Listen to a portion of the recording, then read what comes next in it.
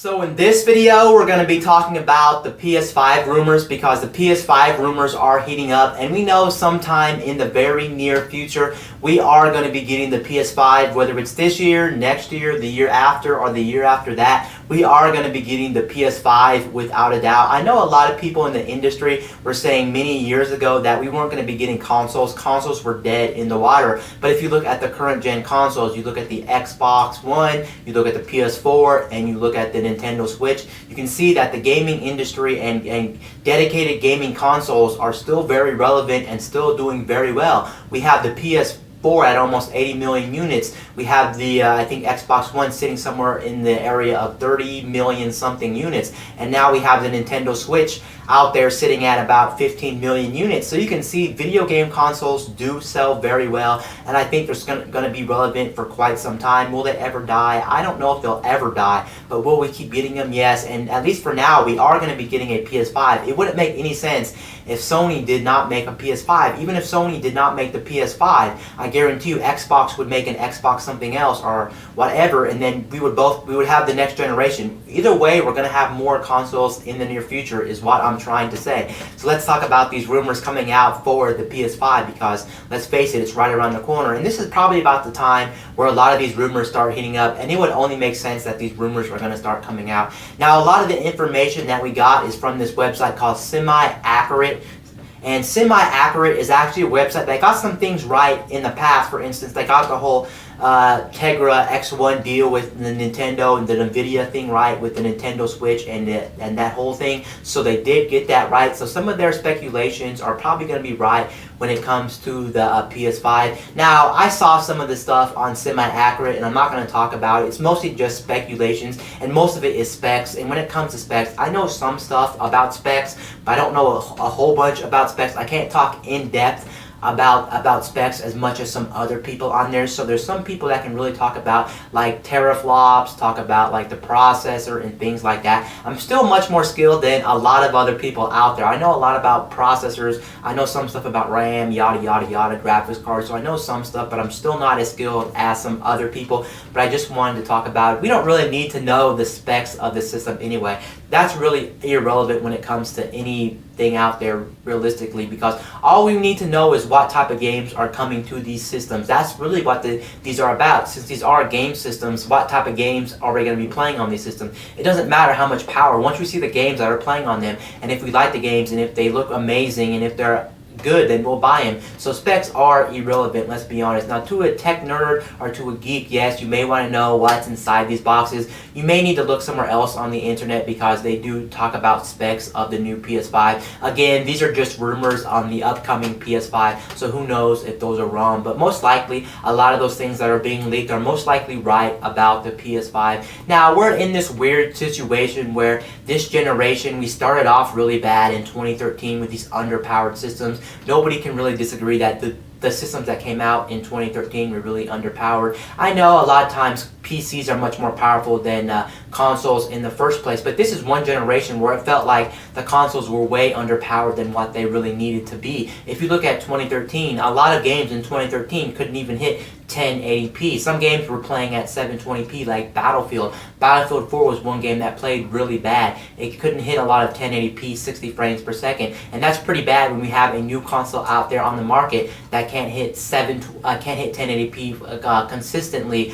And the fact that 1080p's been around longer than these Xbox Ones and these PS4's been out on the market. So that's really bizarre. How come we can't hit 1080p? We're still in this whole 720p thing, but PC's been hitting 1080p for quite some time prior to these consoles coming out in 2013. So that's really not a good thing. So you can see that's why Microsoft and Sony were like, our systems are way underpowered and we need to get with the times. So let's release a mid-step generation console. So this is the first console generation to where we really got mid-cycle generation leaps. We got like an Xbox 1.5 and a PS4.5. We got, of course, the PS4 Pro, and we got the Xbox One X. And as you guys know, the PS4 Pro is much more of a small incremental step. It can play some games at higher resolutions like 1440p or upscaled 4K, but it really can't play games at true 4K.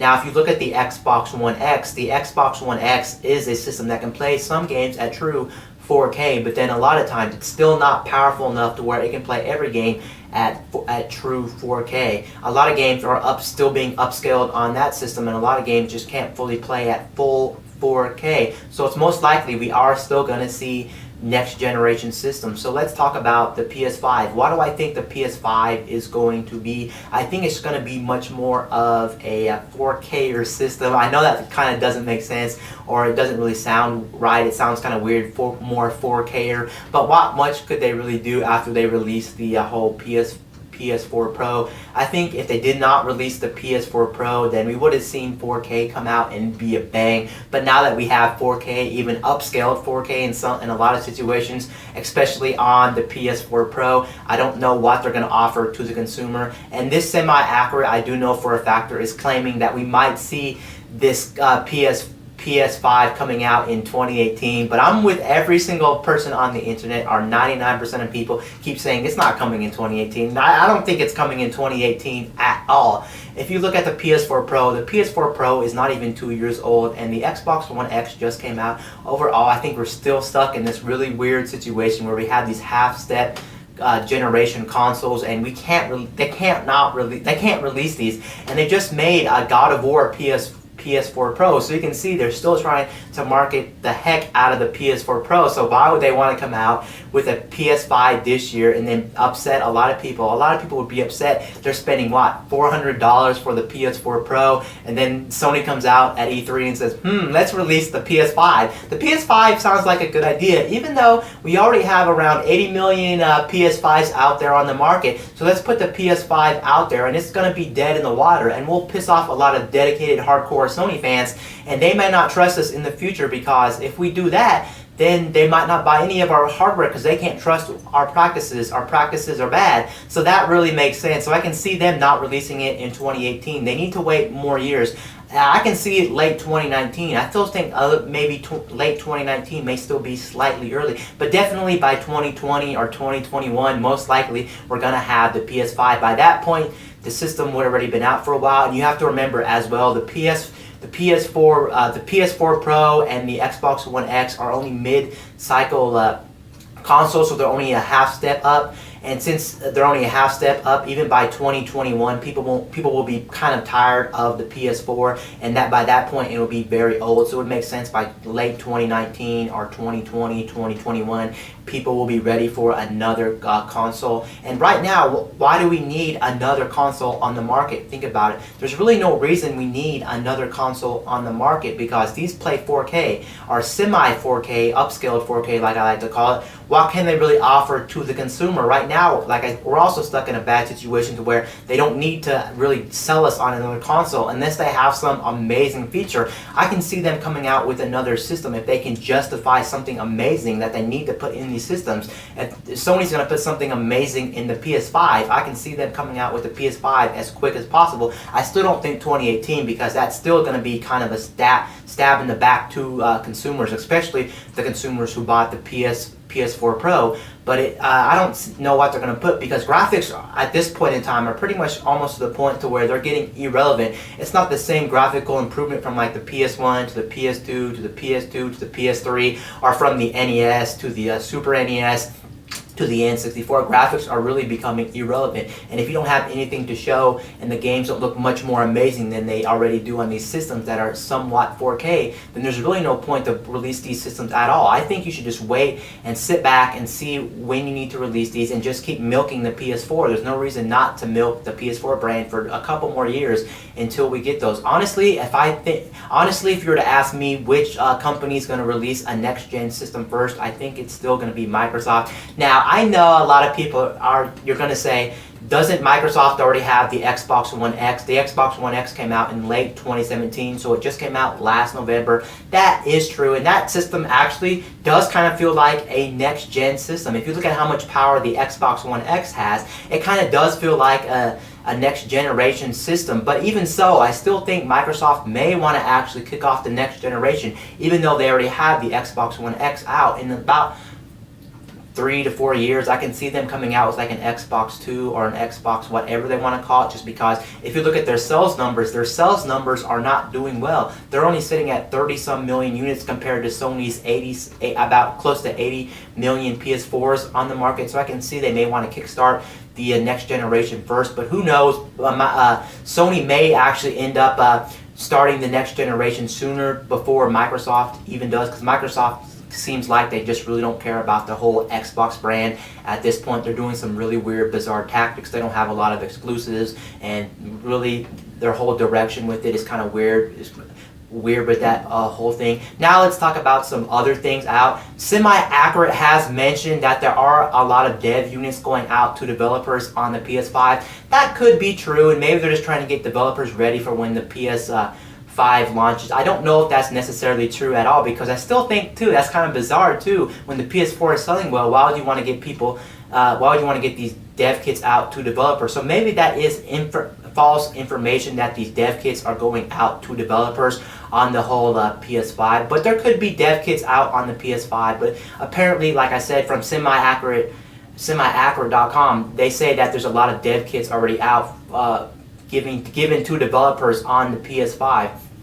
And that's why they said that 2018 may be the release date for the PS5, just because there's already a lot of PS5 dev kits out there, and so they'll release it in 2018. Again, I think that's very bizarre. I don't think that's very likely to happen. One rumor that's probably going to end up being true is that they said that VR is going to be baked in at the silicon level on the PS5. What does that mean? It most likely means that you won't be using the dedicated box you have to use to plug into your PS4 currently. You won't have to use that on the PS5. You'll be able to plug in your You'll be able to plug in your VR headset to the PS5 directly to the PS5 without an external box. And as you guys know, if you've ever seen a PSVR headset, or if you own a PSVR headset, you know how hard that thing is to hook up and play on your Sony PlayStation 4 right now at the current moment. It is really hard. You have all these wires to hook up, you have an extra box. It is very frustrating. And as you guys know or may not know, Sony right now actually has sold more PSVR units than Oculus Rift or the HTC Vive. So they're on top of their game, and they really like the PSVR, and they're really trying to push PSVR or VR in general to the next step. So I can see them implementing that in the PS5 at a base level, to where you don't have to have a separate box to plug into your PS5. You'll just plug in your PS5 to your system. They may even implement it to where you can actually have the headset on your face wireless, because I know HTC Vive was having some kind of adapter you can plug into the HTC Vive, or you can actually make that thing wireless. So I can see that happening in the PS5. Maybe not right off the bat, but that's another option. But definitely I can see it being built into the PS5 on a silicone level. It only makes sense, and by that time they already have all the technology fixed out, and VR would have already been out for a while, so it makes sense they can just pop that inside the PlayStation 5, and you can just plug your headset directly into it. And hopefully, if they do that, it'll make more people interested in the PSVR scene, because that's one problem with the PSVR scene. Sure, they've, I think, already sold around 2 million, and that is a lot for VR, but it's not amazing. It's not like everyone and their mom's playing this VR. So if they were to do that, then maybe it'll be much more accessible to people, and they won't have a hard time hooking this thing up, disconnecting it, hooking it up. It'll be ready right there in the PS5. Those are some rumors and some things coming up in the near future talking about the PS5. Anyway, guys, this is My Tech News, signing out.